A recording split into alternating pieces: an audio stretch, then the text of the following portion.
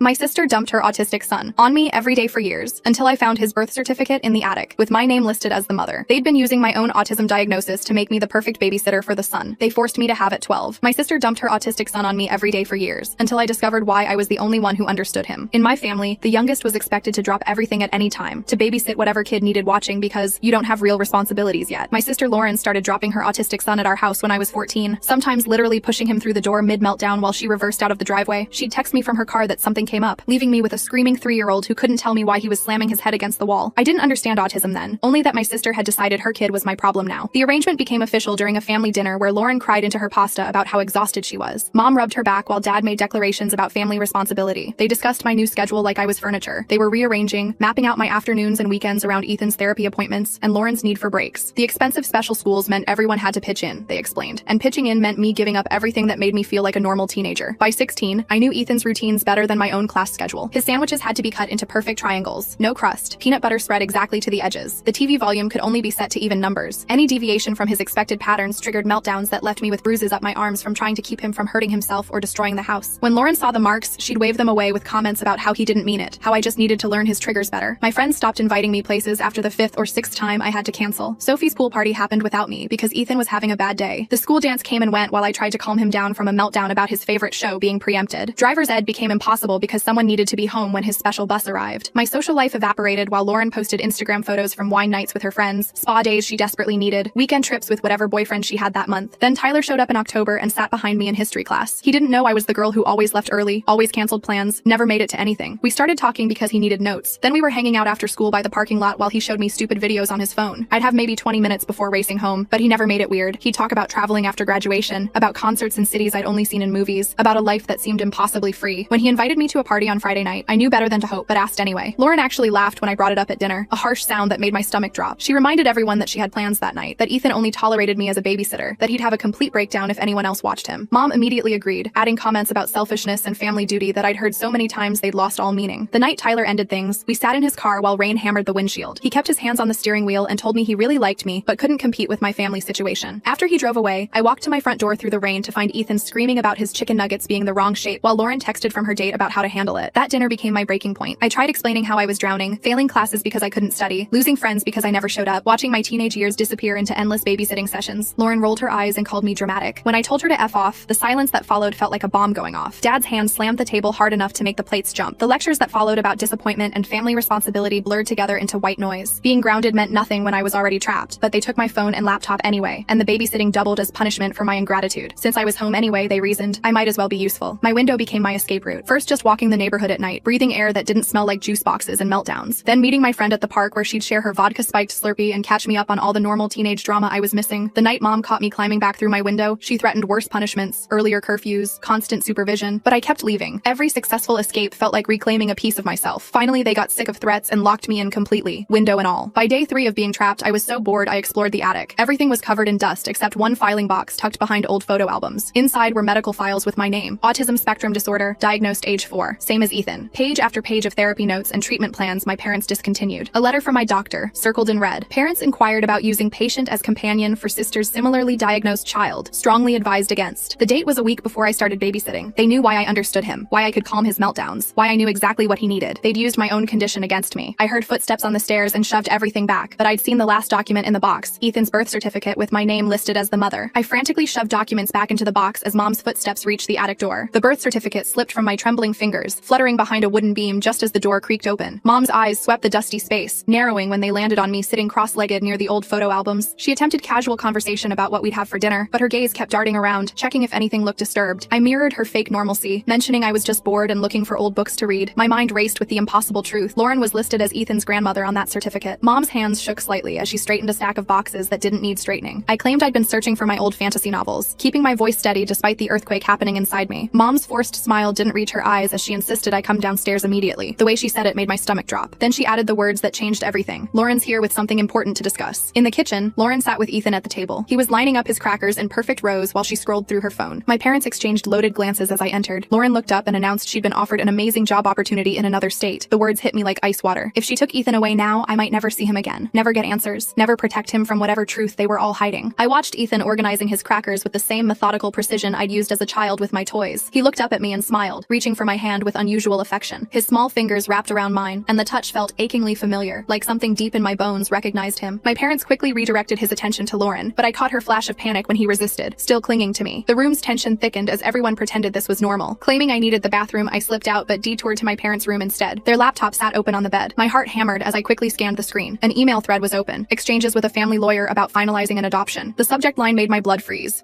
Ethan's adoption. Urgent timeline. The most recent message discussed court dates and necessary documentation. Dad's footsteps echoed in the hallway. I barely managed to close the laptop and step back before he appeared in the doorway. His expression hardened instantly. He knew I'd seen something. We stood there for a moment, him blocking the exit, me trying to look casual despite my racing pulse. He didn't say anything, just gestured for me to return to the kitchen. Back at dinner, my parents spun Lauren's move as a wonderful opportunity for everyone. Mom kept emphasizing how I'd finally have my freedom back, could focus on school, maybe even date again. Lauren avoided eye contact while cutting Ethan's sandwich into perfect triangles. The whole conversation felt rehearsed, like they'd practiced these lines. My phone buzzed, a text from Emma asking if I was okay. She'd driven by earlier and seen me in the attic window looking upset. Before I could respond, Mom confiscated my phone, citing the grounding rules they'd apparently decided still applied. That night, sleep was impossible. I retrieved the old digital camera I'd hidden months ago in my closet. Through my window, I could see Mom's reflection in the glass as she checked on me. Once her footsteps faded, I zoomed in on the reflection, trying to capture any detail from her glasses that might show that birth certificate page. After dozens of attempts, I managed to get a blurry but readable shot. The father's name section was blank, but everything else was clear. My name, my age when Ethan was born, the truth they'd tried to bury. The next morning, Ethan had a complete meltdown when Lauren tried explaining the move. He clung to me, repeatedly saying he wanted to stay with me, his words slurred but desperate. Lauren's carefully maintained mask slipped as she snapped at him to stop being difficult. The sharp edge in her voice made him cry harder. I held him while she stormed out to the porch, leaving me to calm the child who was apparently my son. At breakfast the following day, Mom cheerfully discussed all my future possibilities once I was free from babysitting duties. Dad mentioned a boarding school pamphlet that had conveniently arrived. They'd researched programs for troubled teens with special needs. The isolation tactic was obvious. Ship me away before I could tell anyone the truth. I played along, asking questions about the programs while memorizing every detail I'd need to fight back. Later, while organizing my closet on Mom's orders, I found my old diary hidden behind a shoebox. Flipping through it, I discovered pages from an entire year had been carefully removed. The entries before showed typical 11-year-old concerns. The entries after were different. Shaky handwriting, mentions of feeling sick, references to getting better from something never specified. The gap aligned perfectly with when Ethan would have been conceived. Lauren dropped Ethan off the next morning for what she called one last normal week. Her new boyfriend waited in the car, drumming on the steering wheel. She whispered urgently to Mom about keeping everything stable until the paperwork was done. They thought I was upstairs, but I heard every word from the hallway. Mom assured her it would all be handled by Friday. 3 days to figure out the truth and stop whatever they were planning. My parents scheduled an emergency therapy appointment, claiming concern about my recent behavior. The therapist seemed oddly focused on my false memories and attention-seeking behaviors. I love how Mom's trying to sell the whole "you'll have your freedom back" thing like she's a used car salesman while our OP is sitting there with evidence that would make Sherlock Holmes proud. Can we also talk about Dad just standing in that doorway like some kind of hallway bouncer? The man didn't even need words, just pure dad energy blocking the exit. She kept steering the conversation toward my autism diagnosis, how it might make me confused about reality. When I mentioned the documents I'd found, she dismissed them as misunderstandings. She'd been treating our family for years, she said, including sessions I didn't remember. The realization that they'd been laying groundwork for this gaslighting made me physically sick. During Ethan's afternoon nap, I slipped out of the house. The library was only a 15-minute walk. Mrs. Chen, who'd known me since childhood, looked surprised to see me. She commented on how I'd disappeared for a while when I was 12, how my family had suddenly stopped attending library programs. When I asked about 2019 events, she pulled up the old newspaper archives. In a group photo from a summer reading program, she pointed to where I should have been standing. The space was empty. I'd been erased from public life for months. Back home, Ethan's behavioral therapist mentioned to my parents that he kept talking about having 2 moms, suggesting confusion about family structure. Mom quickly insisted it was just his autism causing confusion, that he mixed up caregivers. The therapist seemed unconvinced but didn't push. I watched from the doorway as she made notes, probably documenting the inconsistencies she was noticing. That evening, I studied Ethan's features carefully while helping him with his puzzle. The shape of his nose, the way his hair curled at the temples, the specific shade of brown in his eyes, all mirrors of my childhood photos. How had I never seen it before? Or had I always known on some level, some deep instinct that made me understand him in ways no one else could? Emma's older sister Jade texted me privately that night. She was in college now, but remembered when I'd gone to stay with relatives during 8th grade. She'd always wondered why I came back so different, so quiet. Her parents had told her I'd needed specialized treatment for behavioral issues, but she'd never believed it. She mentioned how hollow I'd looked when I returned, how my parents had hovered over me constantly for months afterward. I convinced Jade to meet me at the park during Ethan's therapy appointment. She revealed more details, how my parents had told everyone I was struggling with my autism, needed intensive treatment, how Lauren had supposedly been away at college but came back with a baby right around the same time I returned, how the timeline had never quite added up, but no one questioned grieving parents dealing with a difficult situation. Lauren arrived early to pick up Ethan that day, catching me showing him our old photo albums. She yanked them away, but not before I saw it. A photo of me holding newborn Ethan that had been crudely cut out, leaving a person-shaped hole in the family memory. Her face went white when she realized what I'd seen. We stared at each other across the living room, the truth hanging between us like a blade. That night, Ethan's crying woke the entire house. My parents sent me to calm him, as always. He clung to me in the dark, whispering through his tears. Lauren had told him I wasn't really his mom, but he knew better. He knew I was the one who really cared about him most. His words, slurred blurred but certain, broke something inside me. I held him until he fell asleep, planning my next move. The farewell dinner announcement came 2 days later. Mom's voice carried forced cheer as she explained they were inviting extended family and close friends to wish Lauren well on her new adventure. I recognized the strategy immediately. Surround themselves with witnesses who'd support their version of events. The guest list read like a roster of everyone who might take my side if they knew the truth. I spent hours in my room writing down every fragment of memory from ages 11 and 12. Certain smells triggered visceral reactions I couldn't explain. Antiseptic hospital corridors, the specific brand of prenatal vitamins Mom used to take. Thunder still made me curl into myself, though I couldn't remember why. The gaps in my memory aligned perfectly with Ethan's conception timeline, a 9-month void where my childhood had been erased. Uncle Marcus arrived early to help with dinner preparations. He found me in the kitchen arranging vegetables and mentioned privately how he'd never understood why my parents sent me away that year. His confession hit me like a physical blow. I'd begged him for help before leaving, terrified of something I couldn't name. My parents had insisted it was autism-related paranoia, that I needed specialized treatment for my own good. When I pressed for more details, Marcus reluctantly admitted I'd seemed terrified of someone specific, but wouldn't say who. His own son had autism, and he'd never seen the behaviors my parents described in me. The doubt in his eyes told me he'd always suspected something wasn't right, but had chosen family loyalty over uncomfortable questions. Alone in my room, I sketched timeline fragments on notebook pages I kept hidden behind my dresser. Medical appointments Mom claimed were for specialized autism treatment aligned with pregnancy checkpoints, first trimester screening, anatomy scans, glucose tests. Each therapy session matched a prenatal milestone. The evidence accumulated like puzzle pieces, forming a picture I'd been trained not to see. The dinner arrived with a parade of relatives and family friends. I attempted to pull Aunt Sarah aside to mention the documents I'd found, but she dismissed my concerns immediately. Parents always did what was best, she insisted, suggesting I needed more therapy to deal with my confusion. Her patronizing tone made it clear she'd already been briefed on my supposed delusions. Emma arrived uninvited halfway through dinner, claiming she was worried about me. Her unexpected presence disrupted my parents' carefully orchestrated performance. She mentioned casually how different I'd been after returning from my treatment, how I'd gone from outgoing to withdrawn overnight. Other guests began shifting uncomfortably as her observations didn't match the narrative they'd been fed. Using Ethan's bedtime routine as cover, I excused myself and slipped into Lauren's room. Her suitcase lay open on the bed, half-packed for a move that might never happen. Buried beneath folded clothes, I found adoption papers with a court date set for next week. The timeline was accelerating. Once finalized, I'd have no legal claim to my own child regardless of what evidence I found. Mrs. Patterson from next door cornered me in the hallway as I returned downstairs. She'd been drinking wine and felt chatty, reminiscing about when I'd returned from my aunt's house with baby Ethan. The story had always confused her, my parents claiming Lauren had him while away at college. Then suddenly I was his primary caregiver. She remembered how devoted I'd been to the baby, like a little mother, before the family narrative shifted to make Lauren the mom. I maintained composure while she rambled about how several neighbors had noticed the switch, but assumed it was a private family matter. Her casual observations confirmed what I'd suspected. The deception had been sloppy, held together only by people's reluctance to ask uncomfortable questions. The adoption deadline loomed, creating urgency that made my hands shake. Legal channels would require proof and time I didn't have. After the guests left, I confronted Lauren in the garage while she loaded leftover food into the freezer. The mask she'd worn all evening cracked when I demanded the truth. She admitted it had been better this way, that I couldn't have handled it at 12 years old. Her voice broke as she insisted they'd protected me from something that would have ruined my life more than it already had. The revelation hung between us as she explained how our parents had paid for her college, her car, now this job placement, all to maintain the lie. She claimed she'd been protecting me, but her hands shook violently when she mentioned him. Before I could demand who he was, Dad appeared in the doorway, his expression dark with warning. He escorted Lauren inside while making it clear that false accusations destroy families. Back inside, I overheard several family friends quietly discussing my concerning behavior in the living room. Mom tearfully suggested my autism made me create elaborate fantasies to cope with feeling replaced by Ethan. The gaslighting campaign had begun in earnest, each person being fed a slightly different version of my supposed instability. The next morning, I discovered Grandma's old journal while searching for more evidence in the attic. Her careful handwriting documented increasing concerns about a family friend who paid inappropriate attention to me. David, who'd helped with yard work and home repairs, had suddenly moved away just before I was sent for treatment. The timeline matched perfectly. Her final entry on the subject simply read, "I should have protected her." Sunday service at church became another performance of family perfection. I noticed how certain longtime members avoided eye contact with our family, how one couple deliberately chose seats across the sanctuary from us. The weight of unspoken knowledge hung in the air like incense, everyone maintaining silence to preserve comfortable lies. Emma helped me break into the school's old records room during her volunteer shift. My 7th grade attendance records showed a 5-month absence marked as medical leave, with no specifics. The return date was exactly 2 weeks after Ethan's birthday. We photographed everything, building a paper trail that proved the timeline even if it couldn't prove the cause. Despite her parents' warnings about getting involved with family drama, Emma refused to abandon me. She'd saved strange texts I'd sent during that lost year, messages about being scared, about things that hurt, about wanting to come home. Reading them made my chest tight with phantom memories just out of reach. Together, we pieced together fragments that painted an ugly picture. My personality change had been dramatic and noticed by everyone. The sudden appearance of baby Ethan, Lauren's convenient return from college despite no one remembering her leaving, our family's abrupt move to a different neighborhood. All of it formed a pattern of covering up something too terrible to acknowledge. The weight of collective denial had shaped my entire adolescence. The question of whether to traumatize Ethan with the truth tortured me. He deserved honesty, but he also deserved a childhood free from the ugliness that had stolen mine. I decided to gather evidence while protecting him from details no 5-year-old should carry. The truth could wait until he was old enough to understand without being destroyed by it. Confronting Mom while she tended her garden became a turning point. When I mentioned Grandma's journal, her face drained of color. She stammered about protecting everyone from that that situation, about making impossible choices. Her slip revealed what I'd suspected. They'd known exactly what happened, but chose family reputation over justice. Medical records from that time would prove everything, but she admitted they'd been destroyed years ago. Lauren began pulling away from the plan, telling her boyfriend she needed to postpone the move. My parents responded by threatening her college loans, reminding her how much she owed them for maintaining her role. The cracks in their united front widened as each person's self-interest competed with the shared lie. The power dynamic shifted as I realized their control came from everyone's complicity. Each person protecting their own interests had built the cage that trapped me. But secrets have expiration dates, and theirs was running out. Mrs. Patterson just casually dropping truth bombs after a few glasses of wine, completely unaware she's basically solving the whole mystery while thinking she's just making small talk. I love how the biggest revelations come from the tipsy neighbor who just wanted to chat about old times. The community that had looked away was beginning to look closer. Emma arranged an accidental encounter with Dr. Kumar, my old pediatrician, during a supervised pharmacy run. In the vitamin aisle, speaking quickly while mom browsed nearby, the doctor confirmed she'd diagnosed my autism, but my parents had insisted on stopping therapy. She'd also treated me for trauma at age 12, but my parents switched doctors when she asked too many questions. The medical establishment had failed me, but individuals within it remembered. Other families at Ethan's therapy center began noticing inconsistencies in our family story. One mother mentioned that Ethan constantly talked about me as his real mom, that he'd draw pictures of our family with me at the center. The truth was spreading organically through a 5-year-old's innocent honesty, harder to contain than any accusation I might make. My parents' options narrowed as their carefully maintained narrative showed cracks. Dad suggested a family vacation that sounded more like relocation, visiting colleges in distant states, looking at opportunities, far from anyone who knew our history. The proposed timeline coincidentally aligned with the adoption hearing. Dr. Kumar took a tremendous risk by revealing she'd kept copies of my medical records despite regulations. She'd suspected abuse and couldn't let potential evidence disappear. Another family, she mentioned carefully, had left town hastily right after my treatment ended. The pattern of cover-up extended beyond my family, a community-wide conspiracy of silence. I protected Ethan from the growing tension by maintaining his routines with obsessive precision. Every interaction was documented through photos and videos on the old digital camera, building a record of the care I'd provided for years. He thrived under consistent attention, his development leaping forward when anxiety didn't consume our days. Emma's family offered me sanctuary if needed, their guest room a potential escape route. Other community members who'd noticed oddities over the years began sharing observations with each other. The whisper network that had once maintained silence now carried questions. My parents' attempts to isolate me failed as unexpected allies emerged. Their manufactured emergencies lost effectiveness as patterns became obvious. Every time I made progress toward truth, suddenly Ethan would have a crisis only I could handle, or Lauren would need immediate help with something urgent. The manipulation was transparent now, desperate moves in a game they were losing. Mrs. Hoffman, the elderly church pianist, approached me after service with tears in her eyes. She'd seen me looking gravely ill at 12, had been told it was a medical condition. She'd never believed it, but had stayed quiet, respecting family privacy. Now, watching history potentially repeat with Ethan, her conscience wouldn't allow continued silence. My reputation in the community shifted as people realized I'd been the stable caregiver all along. Ethan's teachers praised my dedication while questioning Lauren's sporadic involvement. The narrative my parents had crafted began unraveling as observed reality contradicted their claims. Hidden in mom's jewelry box beneath tangled necklaces, I found a hospital bracelet, baby boy, followed by my last name, Ethan's birth date, and my patient ID number. Physical proof that no amount of gaslighting could erase. The adoption hearing was 3 days away. Speaking up would mean revealing everything, but staying silent meant losing my son forever. The next morning changed everything. David's mother intercepted me at the mailbox, her whole body trembling. She whispered a frantic apology before fleeing back to her house. Her son had assaulted me, and both families had covered it up to protect their reputations. The confirmation of what my body remembered but my mind had blocked shattered something inside me. The real stakes crystallized with brutal clarity. This wasn't just about Ethan's custody, but about breaking a cycle of silence that enabled predators. My parents had sacrificed my childhood to maintain their image. I wouldn't let them sacrifice Ethan's future to maintain their lie. Despite exhaustion and re-traumatization, I prepared a written statement for the adoption hearing. Truth became my weapon against years of gaslighting. Each piece of evidence, each witness willing to speak, each crack in their facade strengthened my resolve. They'd stolen my voice at 12. I was taking it back. Lauren officially withdrew from the adoption plan, moving in with her boyfriend temporarily. She couldn't maintain the performance anymore, couldn't look Ethan in the eye while stealing his mother. My parents' perfect plan crumbled as their chosen substitute mother defected. Community support grew through quiet conversations and knowing looks. The people who'd maintained police silence for years began choosing sides. My parents found their social standing, the very thing they'd sacrificed everything to protect, crumbling beneath the weight of revealed truth. Ethan's therapist became my first official victory. She formally documented concerns about the adoption, recommending further evaluation of family dynamics. The system that had failed me at 12 began working, slowly and imperfectly, but moving in the right direction. My parents made one last desperate offer through mom's tears. They'd acknowledge me as Ethan's mother if I agreed never to reveal the circumstances. They'd craft a new lie, teenage pregnancy, hidden for my protection. I could have my son if I protected their reputation. The bargain revealed their true priorities with stark clarity. I refused. Mom's breakdown that followed exposed the warped logic behind years of deception. They'd thought erasing trauma would erase its effects. They'd believed protecting me from shame was worth stealing my choices. The parents think they're master negotiators offering this deal like it's some kind of generous gift, when really they're just trying to save face after their whole house of cards fell apart because a 5-year-old kept telling everyone who his real mom was at therapy sessions. They'd convinced themselves that love looked like lies and protection meant imprisonment. Her tears were real, but they were for herself, for the image crumbling around her. The adoption hearing loomed as I gathered my evidence and my courage. 5 years of forced caregiving had prepared me for this fight. Every meltdown managed, every routine mastered, every moment stolen from my adolescence had been training for the battle to keep my son. My phone buzzed with messages of support from unexpected sources. Emma coordinated with Jade and Uncle Marcus. Mrs. Chen offered to testify about the missing months. Dr. Kumar prepared medical records. Mrs. Patterson would confirm the timeline confusion. Even some of Lauren's friends, tired of maintaining her fiction, offered to speak truth. The night before the hearing, I sat in Ethan's room watching him sleep. His small hand clutched the stuffed dinosaur I'd bought him for his first birthday, back when everyone still pretended Lauren was his mother. Tomorrow would change everything, but tonight he was just my baby, safe in his dreams, unaware of the storm about to break. My family had built their house on a foundation of lies, each deception supporting the next in an elaborate architecture of denial. Tomorrow, I would pull the cornerstone free and watch it all come tumbling down. They'd taken my childhood, my choices, my voice. They wouldn't take my son. The evidence was ready. The witnesses were willing. The truth was armed and aimed. All that remained was to speak it in a room where lies would hold no power, where documentation would outweigh denial, where a 17-year-old girl would stand up and say, "He's my son, and I can prove it." The morning of the adoption hearing arrived with an unexpected development. My parents announced they were withdrawing the petition entirely. Mom's voice carried false warmth as she explained over breakfast that they'd reconsidered, that family should stay together. Dad nodded along, adding comments about fresh starts and moving forward. The relief that flooded through me felt premature, too easy after everything they'd orchestrated. Uncle Marcus called within the hour, offering congratulations but warning me to stay vigilant. His instincts proved correct when I discovered new documents on Mom's desk while she showered. Paperwork for a competency evaluation, questioning my ability to care for Ethan due to my autism diagnosis. The withdrawal had been a feint, buying time for a different attack angle. Extended family members began reaching out throughout the day, their messages revealing the narrative my parents had spread. Each relative had been told a slightly different version of my supposed mental health crisis, my dangerous delusions about being Ethan's mother. The groundwork for their new strategy became clear. If they couldn't adopt him away from me, they'd have me declared unfit instead. Ethan sensed the shifting dynamics, becoming clingy and anxious as the morning progressed. His usual routines couldn't calm him as he picked up on the tension radiating from every adult interaction. I maintained normalcy as best I could, making his triangular sandwiches and keeping the TV volume on even numbers, but his meltdowns increased in frequency and intensity. The therapist my parents had been seeing called to schedule an emergency family session. Her voicemail mentioned concerns about my recent behavior and the need for immediate intervention. Emma intercepted me before I could panic, reminding me that documentation worked both ways. Every photo I'd taken of Ethan thriving under my care became evidence of competence. Dr. Kumar risked her medical license by meeting me in the hospital parking garage during her lunch break. She handed over copies of my medical records from age 12, proof of pregnancy and delivery that my parents thought had been destroyed. Her hands trembled as she explained she'd kept them in her personal safe, knowing someday I might need them. The pages showed everything: the prenatal visits disguised as autism therapy, the delivery marked as emergency appendectomy. Community members who'd remained silent for years began choosing sides as the truth spread through whisper networks. Mrs. Hoffman organized other church members who'd witnessed my dedication to Ethan over the years. They compiled statements about my stability and caregiving abilities, creating a counter-narrative to my parents' campaign. Lauren's conscience finally cracked completely. She arrived at the house while our parents were out, carrying a small recording device. For months, she'd been documenting their conversations about the cover-up, initially to protect herself, but now offering them as evidence. Her hands shook as she played a recording of Dad discussing how they'd handled the David situation by ensuring his family moved away. The competency evaluation was scheduled for the following Monday. I spent the weekend preparing with Emma's help, gathering 5 years worth of evidence showing my care for Ethan. Every developmental milestone he'd reached, every therapy session I'd attended, every routine I'd mastered, all documented through photos and notes I'd kept without realizing their future importance. David's mother appeared at our door Sunday evening, her face drawn with years of suppressed guilt. She brought a written statement from David, composed with his therapist's help, acknowledging what he'd done to me when I was 12, though I owed him no forgiveness. Having his confession in writing provided crucial documentation of why I'd been sent away. Monday morning arrived with Ethan clinging to me, somehow understanding that this day would determine our future. The evaluation took place at a neutral location, a family services office that smelled of industrial cleaning products and desperation. The evaluator, a woman with kind eyes but clinical demeanor, observed our interactions for hours. I demonstrated every aspect of Ethan's care routine while she took notes. The way I anticipated his needs before meltdowns, how I redirected his anxiety through familiar patterns, the therapeutic techniques I'd learned through necessity rather than formal training. Ethan himself became my strongest advocate, seeking comfort from me whenever the stranger's presence overwhelmed him. My parents arrived halfway through, attempting to interrupt with concerns about my mental state. The evaluator firmly directed them to wait outside, but not before I caught Mom's expression, fear mixed with dawning realization that their control was slipping. Dad's jaw clenched as he recognized several community members in the waiting room, all present to support me. The evaluation continued with formal assessments and questions about my plans for Ethan's future. I presented the support network I'd built, Emma's family offering emergency childcare, Uncle Marcus providing financial backing, Mrs. Chen volunteering tutoring help. The community that had once enabled silence now offered resources for healing. During a break, I overheard my parents arguing in the hallway. Mom wanted to withdraw everything and negotiate privately. Dad insisted they'd come too far to back down. Their united front had shattered, each now protecting individual interests rather than their shared lie. Lauren's defection had started a domino effect they couldn't stop. The evaluator interviewed character witnesses next. Ethan's teachers spoke about my involvement in his education. His therapist praised my consistency and dedication. Even parents from his therapy group testified about watching me manage his needs with patience and skill. Each statement chipped away at my parents' narrative of incompetence. Mrs. Patterson delivered particularly damaging testimony about the timeline confusion, how I'd been devoted to baby Ethan before the family story shifted to make Lauren his mother. Her wine-loosened observations from the farewell dinner now served as crucial evidence of the deception's sloppy execution. The final blow came when Lauren herself testified. She'd driven back from her boyfriend's apartment, unable to live with the guilt any longer. Her confession was halting but comprehensive. How our parents had paid her to play mother, how they'd threatened her when she wanted to stop, how she'd watched me raise Ethan while receiving none of the recognition. By late afternoon, the formal evaluation was complete. The evaluator would submit her report within 3 days, but her demeanor had shifted from clinical assessment to barely concealed sympathy. She'd seen through the layers of deception to the truth underneath, a young mother who'd been raising her son without acknowledgement for 5 years. That evening, my parents made their final attempt at control. They cornered me in the kitchen while Ethan napped, offering a deal. They'd support my custody claim if I agreed to never reveal the circumstances of his conception. They'd craft a new lie, teenage pregnancy, hidden for my protection. The bargain revealed their priorities hadn't changed, only their tactics. I refused again, my voice steady despite exhaustion. Truth had become more important than their comfort. Ethan deserved a future built on honesty, not another generation of lies. My parents' faces crumbled as they realized their power had evaporated. Without everyone's complicity, their control meant nothing. The evaluator's report arrived Thursday morning, recommending full custody remain with me. She noted my exceptional caregiving abilities despite young age and lack of formal training. The system that had failed me at 12 had finally recognized what the community had witnessed for years. I was Ethan's mother in every way that mattered. My parents responded by announcing their decision to move. Dad had found a job opportunity in another state, Mom explained to anyone who'd listen. The social consequences they'd spent years avoiding had arrived with devastating force. Their carefully maintained reputation lay in ruins, and staying meant facing judgment they couldn't deflect with lies. Uncle Marcus stepped forward with an offer that changed everything. He and his wife had extra room since their own son left for college. Ethan and I could stay with them while I finished school. The stability I'd never been allowed to provide for my son was suddenly possible. A real home instead of borrowed spaces and contested custody. The community rallied in unexpected ways. Mrs. Chen organized tutoring sessions to help me catch up on missed education. Dr. Kumar connected me with trauma counseling resources. Emma's family offered respite care when I needed breaks. The village that had failed to protect me at 12 now surrounded us with support. Lauren transferred the education fund she'd received from our parents into an account for Ethan. Her partial redemption came with an apology and a promise to be the aunt he deserved, not the false mother she'd pretended to be. Though trust would take time to rebuild, her testimony had been crucial in revealing the truth. Moving day arrived with bittersweet relief. I packed Ethan's things, his special plate, his comfort toys, the weighted blanket that helped him sleep. Each item represented years of learning his needs through trial and error. Uncle Marcus had already prepared a room just for him, painted the soft blue that didn't overwhelm his senses. My parents' departure was quiet, without the fanfare that usually accompanied their major life events. Mom hugged me stiffly at the door, whispering that she'd thought she was protecting me. I didn't offer forgiveness she hadn't earned. Dad avoided eye contact entirely, loading boxes with the same determination he'd once used to maintain their lies. The house felt different with them gone, lighter, like windows had been opened after years of stale air. Oh man. So the parents trying to negotiate a new lie while their old one is literally falling apart around them is like watching someone try to fix a sinking ship with more holes. Hey, let's just make up a different story, because that worked so well the first time, right? And Dad suddenly finding a job in another state when the whole town knows their business is the most obvious. We're not running away, we just really love. Wherever we're going, move I've ever seen. Ethan ran through the empty rooms, his laughter echoing off bare walls. For the first time, he could just be a child without the weight of secrets pressing down on our interactions. That night in Uncle Marcus's home, I tucked Ethan into his new bed. He'd arranged his stuffed animals in the precise order that brought him comfort. As I turned to leave, he reached for my hand and spoke clearly despite his usual speech difficulties. The word home had never carried more meaning than when he said it, recognizing safety in truth rather than deception. 6 months later, I watched him play at the park with other children from his therapy group. His development had accelerated once the tension left our daily lives. He still needed routine and struggled with changes, but the constant anxiety had faded. Other parents commented on his progress, not knowing the full story but recognizing transformation when they saw it. My own healing happened in smaller increments. Therapy helped process trauma I'd been trained not to acknowledge. Support groups connected me with other young mothers navigating parenthood without traditional family structures. Education resumed with accommodations for both my autism and my parenting responsibilities. The truth hadn't fixed everything. Some days were still hard, filled with meltdowns and frustration, and the weight of responsibilities I'd never chosen. But they were honest difficulties now, faced without shame or secrets. Ethan knew I was his mother. I knew I was competent. The community knew the truth. That foundation made all the difference. Oh, look at that. Turns out the truth really does set you free. Who would have thought? I love how Ethan arranged his stuffed animals in the perfect order, because even in a new place, some things just have to be exactly right. That home moment got me a little bit, not gonna lie, especially coming from a kid who doesn't usually say much. And hey, 6 months later, he's actually playing with other kids at the park instead of being stuck in family drama. Thanks for watching.